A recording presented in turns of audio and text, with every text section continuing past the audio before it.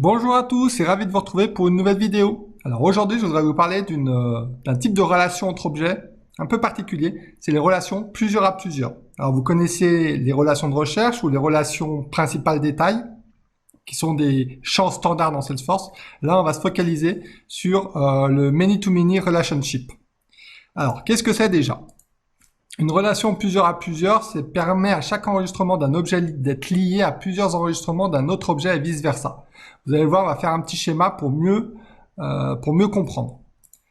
Dans le cas d'une relation de recherche ou d'un principal détail, on va avoir deux objets. Donc l'objet A et l'objet B. Jusque-là, tout va bien. Et dans chacun, il va y avoir des enregistrements. On va avoir une relation de 1 à 1. Par exemple, l'enregistrement 1 de l'objet A avec l'enregistrement 1 de l'objet B. C'est un cas de figure qu'on peut rencontrer généralement. Par exemple, opportunité et contrat. Ou alors, on va avoir le cas d'une relation de 1 à plusieurs. Donc là, c'est le cas de l'enregistrement 2 de l'objet A qui a un lien avec l'enregistrement 2 et 4 de l'objet B. Donc là, on peut imaginer par exemple les comptes. Donc l'objet A serait un compte et l'objet B serait des contacts, par exemple. Donc on aurait plusieurs contacts pour un compte. Et pareil, là, c'est dans le même cas de figure, donc 1 à plusieurs. Que va permettre la relation plusieurs à plusieurs? En fait, elle va décupler les relations entre les différents enregistrements. Donc là, on va reprendre notre cas de figure. Et là, on va avoir premier cas de figure classique. L'enregistrement 1, il a trois liens avec des enregistrements de l'objet B. Mais on peut très bien imaginer que l'enregistrement 2 de l'objet B, il ait également des liens avec l'enregistrement 2 de l'objet A, qui a lui-même des liens avec l'enregistrement 3. Pareil pour l'enregistrement 5 de l'objet B vis-à-vis de l'objet A. Bref, vous comprenez, en fait, ça va multiplier les relations. Donc, on a des relations vice-versa entre les différents enregistrements. Du coup, pour créer ces relations, on va être obligé de créer un objet, un troisième objet, donc l'objet C en l'occurrence dans notre exemple, qu'on va appeler objet jonction et qui va permettre de lier tous ces enregistrements. Alors là, on va prendre un cas concret et puis on va passer à la démo. Alors, le cas concret, c'est que on est toujours dans le cas de figure d'une agence de voyage. À chaque commande d'un client, en fait, on va lui envoyer un ou plusieurs goodies en cadeau. Donc, le dirigeant de l'agence de voyage souhaite à la fois tracer les cadeaux, donc savoir à qui sont donnés les goodies et quels sont les goodies donnés, et en même temps suivre le stock de goodies dans Salesforce. Allez, c'est parti, on va direct sur Salesforce. Donc, nous voilà dans ma sandbox. Donc, première chose, on va créer l'objet personnalisé qui s'appelle goodies. Donc, ça, vous connaissez. Gestionnaire d'objets, créer, objet personnalisé. On va l'appeler goodies. Voilà. Bon, ben, pareil au pluriel. Masculin, voilà. Là, on va numéro automatique. Hop. Tac. G. Bon, ça, vous connaissez. Autoriser tout. Voilà, déployer. Et j'enregistre. Maintenant, on va créer les champs. Alors, dans le champ, on va dire, déjà, il y aura un champ texte. Qu'on va qualifier de type. Bon, voilà, qu'est-ce qu'on va donner quel type de cadeau on va donner? Tac. Voilà. On passe vite hein, là-dessus, vous connaissez.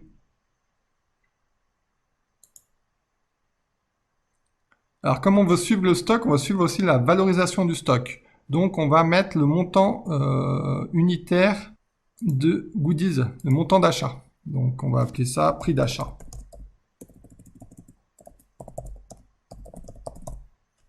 Voilà. Là, on va mettre hop, prix d'achat. On va mettre aussi les pays. On va mettre liste de sélection. Je suis une agence de voyage, je vous avais dit, je vends que dans le bassin méditerranéen. Donc je vais appeler ça pays. Ça veut dire que le goodies, en fait, il est lié au pays de voyage. Donc là, je vais ressaisir mes pays. Voilà. Que je vends, Maroc, Turquie. Voilà. suivant, suivant, enregistrer. Je vais aussi prendre la quantité. Donc, pour savoir combien il me reste de goodies, il faut déjà que je sache la quantité initiale. Donc, je vais prendre le champ numéro. Voilà. On va mettre quantité initiale. Suivant, suivant, enregistrer. Et pour que mon utilisateur soit vraiment puisse trouver facilement les goodies, je vais ajouter l'image du goodies. Donc, on va prendre un champ texte enrichi. Voilà. Je vais appeler ça image. Suivant, suivant, enregistrer. Donc maintenant que mon objet est créé, il faut que je rajoute un onglet. Donc, je vais dans onglet et rajouter dans mon application. Voilà. Nouveau. Alors, goodies. Bon, qu'est-ce qu'on va prendre? Peu importe. Cercle, voilà. Suivant. Voilà. Je l'applique de partout. J'enregistre. Et maintenant, je retourne dans mon application vente et je vais créer les premiers goodies pour mon exemple. Hop là, je vais aller chercher l'élément.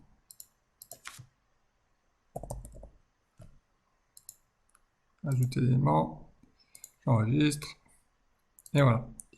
Alors, quand mes clients vont en Espagne, eh bien, je leur offre un éventail. Donc, je vais l'appeler éventail. Prix d'achat, donc il me coûte 6 € à l'achat. Donc, c'est toujours pour des voyageurs en Espagne. Et j'en ai acheté 20. Voilà. Je vais aller chercher l'image que j'ai mis sur le bureau.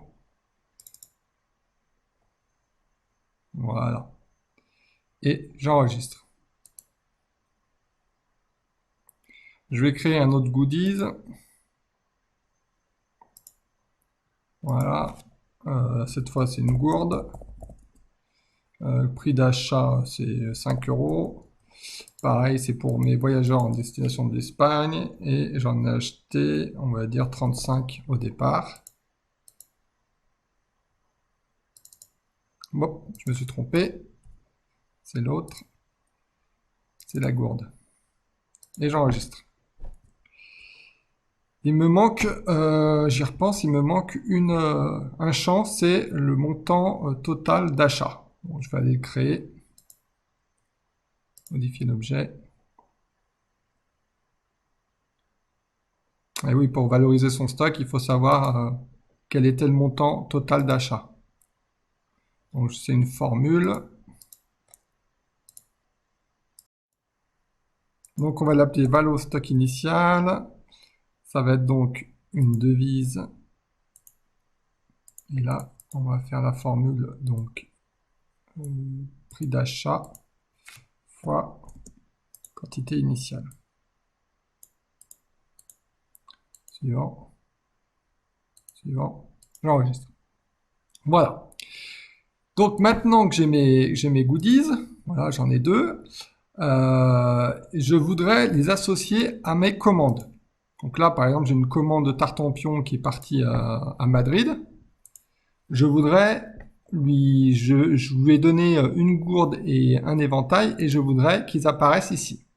D'accord? Donc comment faire pour ça? Je vais aller dans gestionnaire d'objets, je vais créer un objet jonction. Objet personnalisé. Donc là, je vais l'appeler goodies commande jonction. Voilà, c'est assez parlant. Je reprends.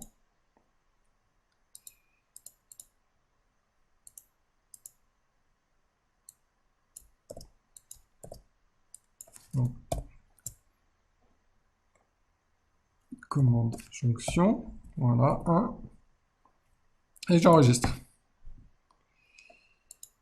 Et en fait, maintenant, je vais créer deux relations principales détails. Donc la première, je vais le faire avec les goodies. Voilà. Je vais chercher goodies. suivant. Voilà. Donc là, je fais suivant, suivant, suivant. Donc là, je vais changer d'étiquette, par contre. Je vais l'appeler commande pour que ça soit plus parlant. Voilà. J'enregistre. Je vais faire nouveau et je vais recréer une relation principale détail, cette fois avec les commandes. Suivant. Voilà. Suivant. Suivant. Je vais changer, je vais l'appeler goodies. Et je vais enregistrer. Je vais retourner dans mes goodies. Et voilà, là j'ai bien l'onglet commande qui est apparu. Et si je vais dans commande, Tartampion, alors j'en ai beaucoup et j'ai bien goodies qui apparaît. En fait, ce n'est pas goodies, c'est pas l'objet goodies, en fait c'est l'objet jonction que j'ai créé. Et donc là, par exemple, le Tartampion qui est parti en Espagne, je peux lui rajouter donc mes goodies. Donc là, alors il faudrait qu'on change la présentation compacte, mais là je peux rajouter le goodies, le premier goodies et le deuxième par exemple. Voilà, donc là on va changer un petit peu la présentation.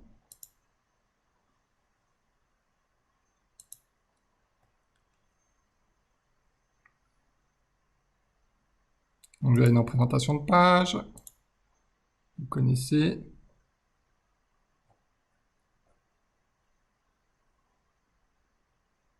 Voilà, c'est hop, goodies que je vais monter. Hop là, encore, voilà. Et je vais mettre plus d'informations. Donc là, il y a tous les champs de goodies qui remontent, vous voyez. Donc là, on va rajouter un peu des infos, le pays et le prix d'achat. Voilà. J'enregistre. Je vais actualiser ma page. Et voilà. J'ai bien les infos. Donc maintenant, ma première partie, elle est faite, c'est-à-dire que je peux tracer à la fois dans mes commandes, je peux voir quels sont les goodies que j'ai donnés, ou si je vais dans les goodies, je peux voir, alors par exemple celui-ci, à quelle commande j'ai donné mon goodies. Donc le deuxième objectif, c'était de suivre le stock de ces goodies. Donc ce qu'on va faire, c'est qu'on va créer des champs supplémentaires. Donc dans goodies, je vais créer déjà un champ roll-up, donc récapitulatif de cumul. Voilà. Donc je vais appeler quantité donnée. Et je vais aller donc chercher sur mon objet jonction. Je vais compter, faire suivant, suivant, j'enregistre. Je vais maintenant faire un champ formule pour savoir combien il me reste. Un champ formule quantité restante. Voilà. Ça va être un numéro sans décimale. Donc ça va être le quantité initiale moins quantité donnée. Suivant. Et enfin, pour valoriser mon stock en temps réel, je vais rajouter un champ valostock final. Donc c'est un champ formule. Valostock final. Donc c'est devise. Ça va être donc ma quantité restante fois mon prix d'achat.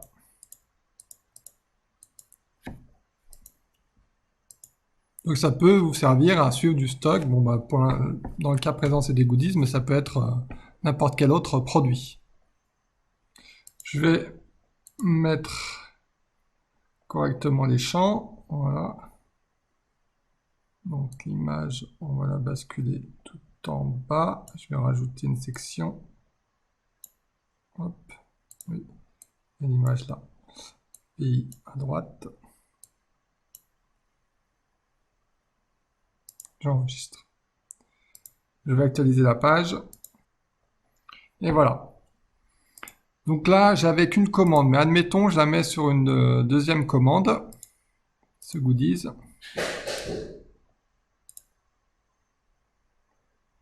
Voilà. Nouveau. Donc ça va être celui-ci. J'enregistre. Je retourne sur mon goodies 2. Donc là, il a bien pris en compte le fait que j'avais déjà donné 2 goodies. Donc il m'en reste 33 valorisés à 165 euros. Et voilà, j'ai bien l'objectif que je m'étais donné. Pour faire la valeur totale de mon stock de goodies, je passe par un rapport et je cumule tous les goodies. Voilà. Donc j'espère que cette vidéo vous a servi. N'hésitez pas à la liker, n'hésitez pas à mettre vos commentaires en bas de la vidéo. Et je vous dis à très vite pour une nouvelle vidéo.